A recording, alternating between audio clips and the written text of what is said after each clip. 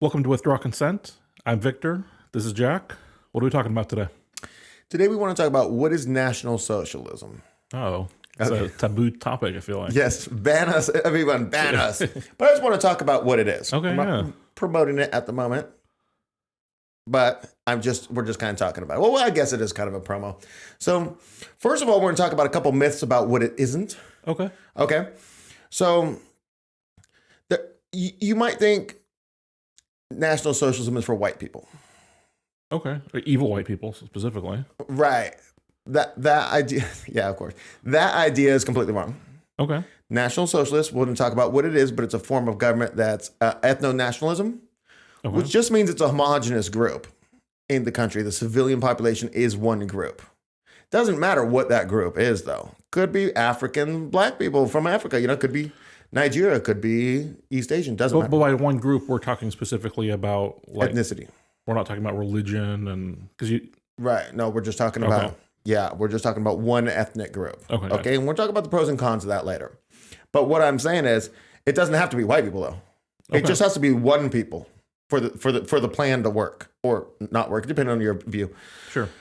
The next myth I want to go through is that if you say National Socialism, you say, oh, well, you're a Nazi.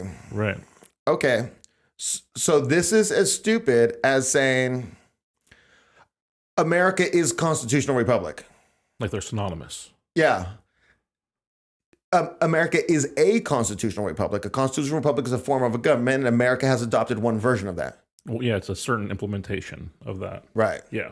And so another country could adopt it. It could look completely different because it could have a whole different constitution. The way the republic's formed is totally different. But it would still be under the umbrella of constitutional republic. Right. Okay. And it doesn't have to have our corrupt CIA. Like that's not part of constitutional republic. Oh, okay. But so the Nazis were a National Socialist government. Okay. Their party put forward a National Socialist government.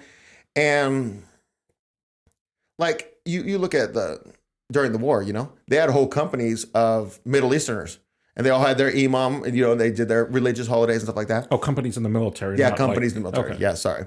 But what I'm saying is that they wanted National Socialism for themselves. They wanted it to succeed here so that they could go down to where they're at and then implement it as well and have all this financial success but their own version of it. Their own version, right? Because then it would be, Allah would be involved, obviously. Sure. And so basically, those are a couple myths we could just dispel immediately. Okay. Now we're talking about what it is. So it is an ethno-nationalist. The way it's formed is ethno-nationalist, right? Okay. So it's one homogenous group and then push in a heavy nationalistic direction. Okay. Okay. So do you see any disadvantages in living in a country that's not a homogenous group? Yeah, I mean, you just feel like the group's still kind of homogenized within the country. Like that's why you end up with little China and little Italy and all that in the cities, because people just want to be with their own people. You share culture and views and perspective that you don't share with everyone else. Like it's a natural human tendency, it seems like. Okay. Yeah, I agree with you 100%. The problem I see is that if any group is made to feel as if they are the other, then the next part of this, when we get to the National Socialism, when we get to that part, is not going to work at all. The entire government system now fails.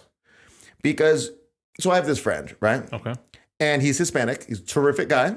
Takes care of his, wife and kids. He's got a cousin who's really cool, works really hard, takes care of his wife. He's got a sister who's a part-time pizza delivery driver. And then everybody else they know is on the take from the system.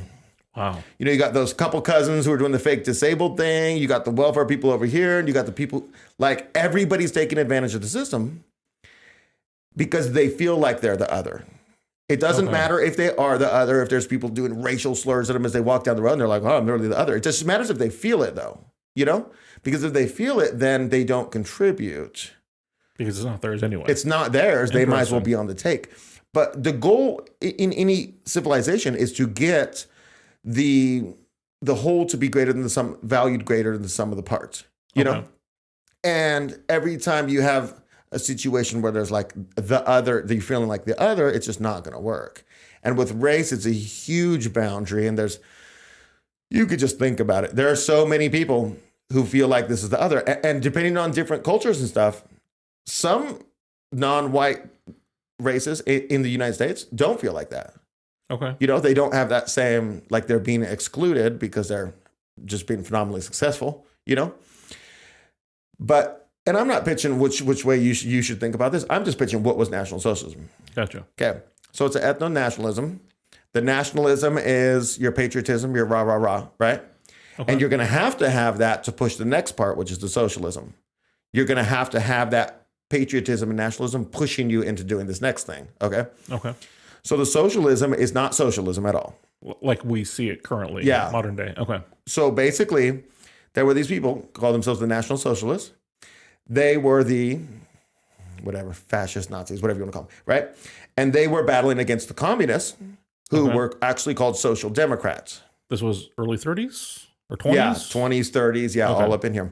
And so the socialists, the Social Democrats, the communists, they were the actual socialists if you think about socialism, how you're thinking about it.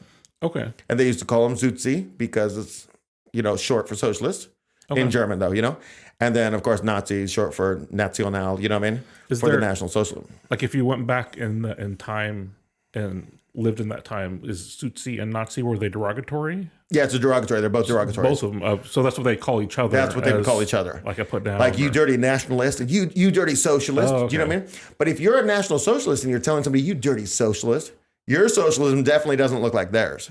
Okay. So the socialism from communism is like, hey, okay, let's quadruple your taxes. Let's make government agencies do everything. Yeah. Everything will run perfectly efficiently. Mm-hmm. We'll plan out the economy. It'll just go great. Just give us all the control, And then, you have the bread lines, right? So what they're pushing is something entirely different over here. Okay. Instead of taking control of every aspect of society, the socialist part of National Socialism is that the government is going to be the leader and the cheerleader. Okay? So, I got to go one point before I do that. I got to. The main goal of National Socialism is that every single thing has to be oriented towards the best interest and well-being of that one ethno group, in the ethno-nationalism. So everything has to be oriented to aid them, right? Not do everything for you, but just to aid you if you need anything, And so, but the government, contrary to like you think about socialism and you think they're going to take all my taxes, right? So at the very height of spending on social programs in Germany, they spent 7% of their budget on social programs, even though they got socialism in their name, right? Okay. And they did that because they're not the financier here. They're the leader and the cheerleader, right?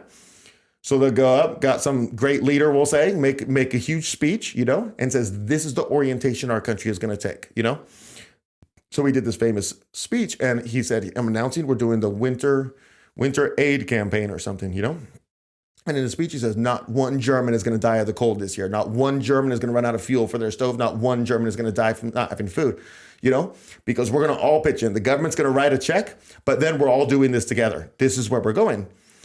And then that's it. The government puts in only a small percentage of what they need for this campaign. And then immediately the first corporation comes back and say, we love the German people the most. Look at how much we donated. And the other, you don't even love the German people. I love the German people so much. And then they put it in. And then it's like you go to your neighbor's house, and you look on his fridge and he's got a coupon that says, he donated 50 Reichsmarks to the winter aid campaign. And you're like, oh no, I only got a 25er on mine. I'm going to go get some more. This week I'll do 25. Next week I'll do 25. Now I'm at 75. You know what I mean? Yeah. And so, and the government's just cheerleading at this point. Just like, yeah, that is a good company. What are these? You're a good company too. Go, cool. You know what I mean? And then this whole thing depends on there not being corruption. Right. Because as you're saying this, I'm thinking about like, you kind of hear the same thing from politicians today, but you just know nothing that what they're saying is going to actually happen. Right. So that's the other reason why people won't pitch in. They won't pitch in if they feel like they're the other. They won't pitch in if there's people around them that feel like the others, because I'm not helping you if you're not helping yourself. You're just trying to take, But they also won't pitch in if they don't believe that their contribution, whatever their contribution is actually, being properly used. So basically, Well, hold on. yeah. This may be out of scope and you may not have the answer for this, but how did he convince the people that he was actually going to do the stuff that they've been hearing their whole life, but that he was actually going to implement stuff and they could trust him? You know what I'm saying? Right. Yeah, I feel like it was just sheer charisma. Oh, really? He's one of the most talented the most talented orator of his time, but one of the most talented that we've seen. And just for whatever reason, like all you can tell, like if somebody's giving an oration, are you inspiring people or not? And they were inspired, Gotcha. and then just let's take a chance. And like when he came into power, he was in decline when he came into power, and then the stock market fell, and then things went really bad at Germany. So then all of a sudden he started getting propelled, like, let's give this dude a try, and then all these things start going well. All of a sudden, they get rid of the old financial system. Now they're pushing their own money. Now they're printing their own money. All of a sudden everybody's got a house, everybody's got jobs, and the whole world's in depression, and they're like, well, just keep going, bud, keep going, do your things, And people would want him to succeed because he's saying all the stuff that a normal person just wants to hear. And so, what I mean, as a person, you would just be cheering, almost kind of how the right did with Trump. He's saying the stuff that we want to hear, and that type of thing. If he would just drain the swamp, right? Yeah, do the one thing. Yeah, yeah. So basically, when you're pulling examples like that from Nazi Germany, you're just looking at one instance of National Socialism, because it's going to look different for different people. We talked about that a little bit. So they're almost anecdotal, the stories about Nazi Germany, or National Socialist Germany, more aptly put, because they're just one time, but it's only been tried one time, really. That's what I was going to ask you. Like, yeah. So when was it? When it was created, or when this idea was pieced together? I mean, I would say it was just pieced together in the 20s and 30s by this group of people. They had their close knit people who ended up getting the high positions in the thing, and they were just building it as it went. I'm sure even when it started, even when they were in power, they were still building it as they went. Gotcha. Because they probably had successes and failures that led to, but basically, so I'm going to talk about some examples that happen in National Socialist Germany, but they're not necessarily, because they're just one form of National Socialism. So you could choose anything you want, Okay. But one of the most important things they did was they completely cut off their money from the international banks. And they canceled their debt. Like, we're done with that. Printed their own money. The debt from World War I. Yeah, just all the debts, everything's fake, that happened before this. And then they print their own Reichsmarks, and they're backed by the worker, not by gold or nothing. It was one Reichsmark is one German hour of labor, or no? I feel like I heard that. I'm not sure that sounds right. I'm not sure. But anyways, their money did very well. And everybody says, oh, it was a paper economy. It would have collapsed. So it did great for every single day that it was in operation, all the way till 1945. In 1945, they had constantly increased military production through the entire war, despite all the bombings and all that. Yeah. So basically, they made sound economic decisions, in a different National Socialist. You could just give the whole thing to the international banks and see how that goes. You could try that, But they would also do other programs, like anything that enhances the well-being of the people. Okay. Like, imagine just sitting in a room and thinking, like, man, I love my people. What could we do to make their lives better? Like, let's think of a plan. Sure. Oh, I got a plan. We'll call it Strength Through Joy, okay? And we're going to give away free vacations, because the problem is our country's so beautiful, and these guys, a lot of them are just peasant farmers, right? They've never been on vacation in their life. They haven't seen, something in a different province of Germany. Or gone to Berlin or anything like that. Yeah, let's send them on vacation. So they got this program, and they're like, hey, we'll take collections, we'll do this, we'll get these families. Only I think less than 10% of them are foreign vacations. But they wanted you to see how beautiful Germany is, so you can understand when you're waving this flag and you're going rah, rah, rah, there's something amazing there. Yeah. You have a horse, and you can't, but imagine sitting in that boardroom. Right. And just thinking, oh, dang, that guy got a good one. What can I do? Something that'll really help him, Yeah. They had the Hitler Youth, which everybody hates because, not facts, just because. And so it's amazing the concepts that they were doing. So they were trying to teach the boys to be good boys and men. Oh. And the girls to be good girls. I know, wild. That's terrible. And so they were like, man, what are the practical circumstances where we could do this? Okay. And so Hitler had a soft spot for the widows who lost their husbands, the mothers lost their, in World War I, he had a really soft spot for them. So they made this program. And the program is some older teenage Hitler Youth girls come to your house and they do everything you want them to do until you're comfortable that they know how to run your house, right? Then you leave the kids, go on a vacation. They take you to a spa and you have 4 or 5 day vacation paid for by the government, right? Just because they feel bad for you that you like you there was a real sacrifice there and we appreciate you. Yeah. Right. Which just imagine how we treat our veterans today. Just imagine, you know? And then then there's somebody coming to check in on the girls to make sure they're running the house, well, every day. And then everything goes great. You come back. Now those girls have real experience at all the skills they were learning in the Hitler Youth. Oh, interesting. Like at every level, you're like, okay, how can we help the mothers? How can we help these girls become good women? You know what I'm saying? Wow, that's really good.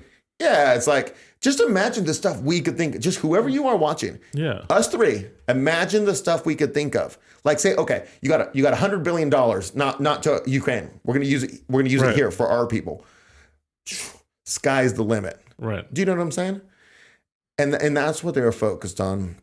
Those are just some anecdotal stories, but it's kind of, I'm just trying to show like what the government was trying to do. Okay. Now there's this concept I want to refer to. A good friend of mine, Mr. Cavalius, wrote a book. It's not been published yet. After it is published, I'm going to come back and put it in the description, if he approves, of course. But in it, he wrote about National Socialism, and his very good insight was that the entire society was framed around the ethos of, what is it? Honor through duty. Honor through duty. Yes. Yeah. You gain honor through doing your duty. And just imagine, like, in addition to all of the other stuff that we've talked about, like, imagine if you were to be on the take from the system, you would lose your honor. You know, I don't hang out with trash like you if you're abusing it. Right. Like, and then it's like, what, you don't pitch in? You don't pitch in every weekend? Because I pitch in every weekend. Like, you know what I mean? Like, this is how you attain your honor. And if there's not corruption in these things you're going to be, and there's not going to be corruption if everything is focused on the well-being of the people. And that's the barometer that you test everything against. Right. Because imagine this whole system that we're talking about starts to go wonky. Okay. They do the aid fund, whatever, for this year or whatever. And all of a sudden it's like, man, I got $50 million in my bank account, right? It would take all of the good people who know about this to turn a blind eye for this to happen, because this guy who's below you, churning you in for doing that, he's going to be doing the best interest of the people by doing that. He's going to get, you know what I'm saying? Yeah. Because everybody else is looking like, how can I do the best interest? How can I do the best interest? That's how I get the promotion, by doing the best interest. Right. Do you know what I'm saying? It's just an entire orientation. Like, imagine if our corporations were pitching into actual causes, not giving money to Black Lives Matter while they riot in the streets, and then the money's siphoned off to mansions. And it's wild, but that money could be doing something. Totally. You know? Every society has problems. But like, you even look at this. You think about like our homeless problem. Okay. Got homeless. There's all types of reasons. There's bad employment. There's drug problems. There's psychological problems, all with different solutions, you know? And you think like, I wonder what happened in Germany with stuff like that, right? Okay, yeah, definitely. But if you think about this, in Weimar, Germany, before Hitler came to power in 1933, they had 100,000 prostitutes out every night in Berlin. Wow. They had 17 districts. You could go over here if you want the grasshoppers, which are the ugly ones. You know what I mean? You can go over here if you want the mother-daughter combos. Do you know what I'm saying? After Hitler came to power, there were no prostitutes coming out. Okay. Nobody claims he killed the prostitutes, right?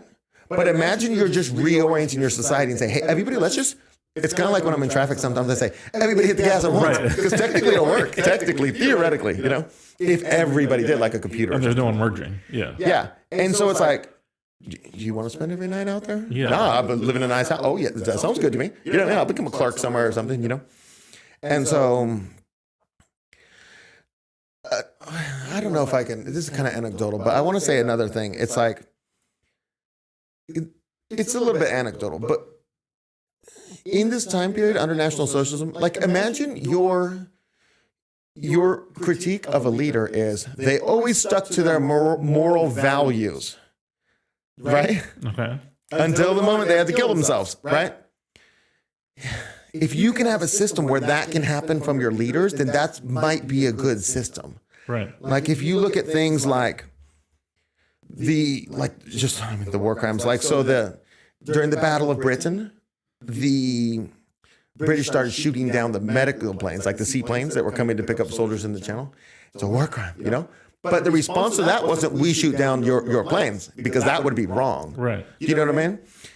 And then it was just like, they got bombed for a full month. Their cities just getting bombed before they started bombing cities. And he had to give a speech and say, I regret this, because I appreciate the British people. I wanted peace with them. I wanted a truce. Yeah. You know what I mean? It's a month of bombing. You know what I mean? Now we're going to drop this video. You know what I'm saying?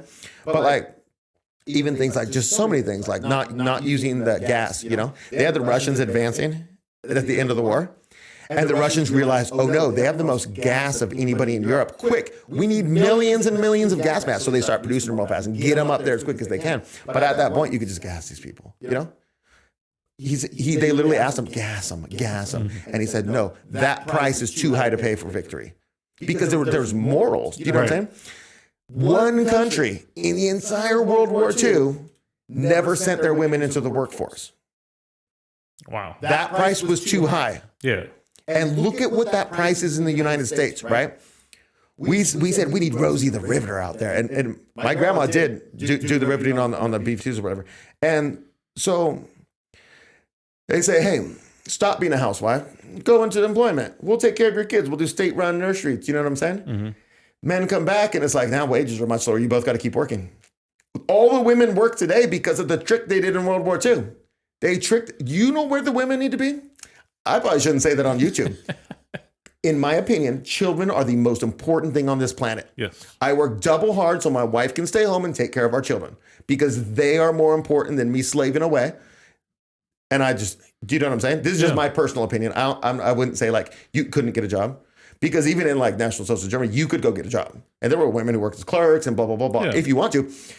But if you live in a society where both parents have to work, it's not, whatever you're trying is not working. Yeah. Need to change something, you know?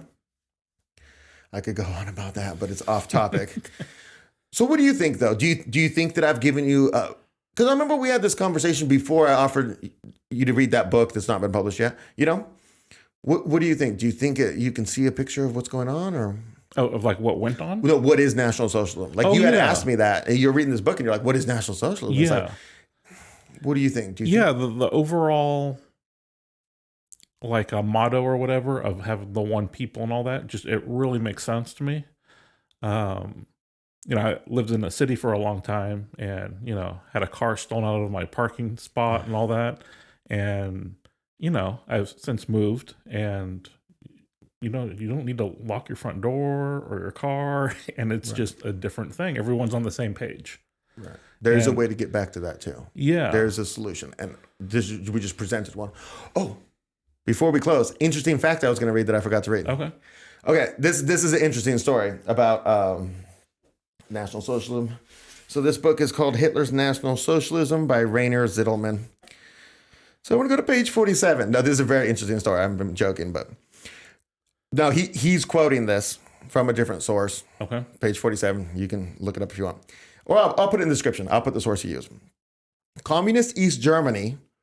So this is after World War II, right? And it's just a small chunk of Germany. It's East Germany. Communist East Germany would later employ 190,000 official surveillance experts and an equal number of unofficial collaborators to watch over a populace of 17 million. So that's double that, or the collaborators. So that's 380,000, sorry, for 17 million. While the Gestapo in 1937 had just over 7,000 employees, including their bureaucrats and secretarial staff. Together with a far smaller force of security police, they sufficed to keep tabs on more than 60 million people. With their 8,000? 7,000. Wow. So it's like you're using 380,000 to watch 17 million. Yeah. Or you could use your 7,000 to watch 60 million people. But they did say with a smaller force of security police. They suffice to keep tabs on more than 60 million people. Most Germans simply did not need to be subjected to surveillance or detention.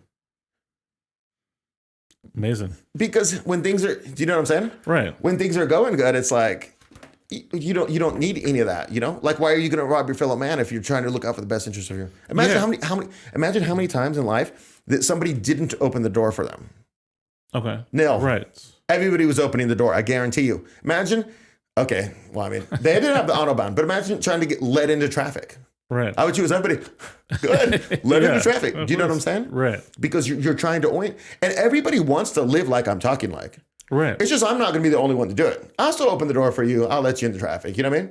But I'm not going to go over the top because, look, it's crap. You know what I'm saying? Right. And so I'm just saying this is an example of how just the orientation was perfect. And it's the exact opposite of what they've taught you. Right. They taught you it's like there's people listening in your wall. Like, Shabo's coming. Good Shabo. Yeah, there's no good Shabo. There's like, there's one 40 miles away. There's one guy. You know what I mean? Like, come on. Right. It's such a negative connotation, just that word. Right. And that's amazing. No truth. Right. Yeah. Involved in that.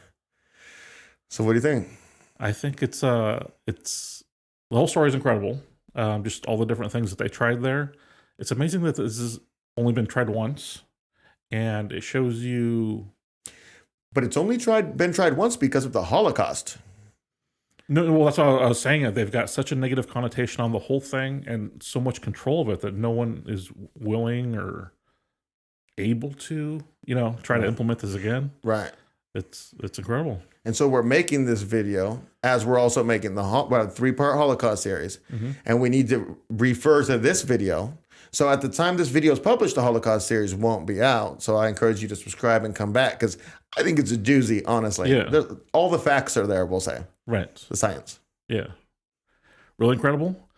What are you guys' thoughts on this? I did not know a lot of this stuff. I'm still kind of new to learning about this, but it's just really amazing, and it's really amazing how little you've been taught about this, and just how good a government could be. I've always been against big government because government's the worst. Right, this government, yeah. Yeah, but what if a government isn't the worst? Right. What could be done? And just hearing these things, it sounds like a real interesting place to live.